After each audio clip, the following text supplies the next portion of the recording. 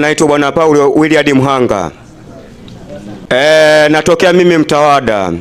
Najihusisha katika ukotaji wa taka. Changamoto kwanza ya kwetu inayotokea kuhusu swala la bei.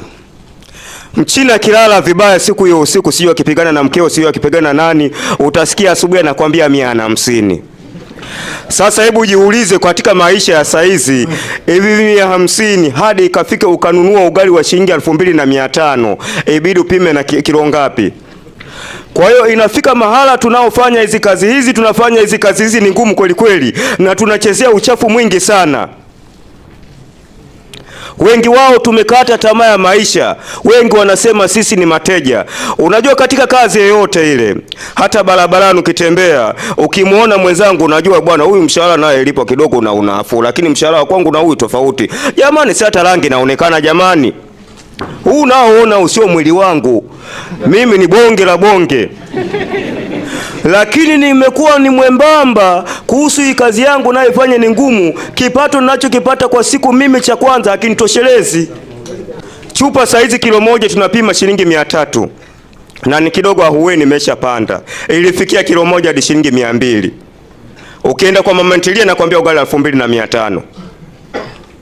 Mwisho hata kula milo miwili milo mitatu uwezo, unaishia mlo huu mmoja. Na cha pili na cha tatu nilichokuona, naomba serikali taasisi ya kwetu naomba itutambue, na bado haijatutambua. Kwa sababu Mchina anafanya anapotaka yeye. Tukisha tambulika na serikali na sisi tukisha tambulika, hii kazi yetu tukisha ifanya ikiwa na maslahi, hata uchafu barabarani hamtauona kabisa.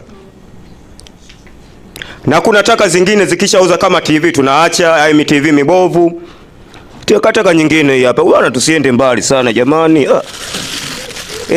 Haiuziki hapa. Hii hauziki natupa hii. Nyingine tusiende mbali hii hapa.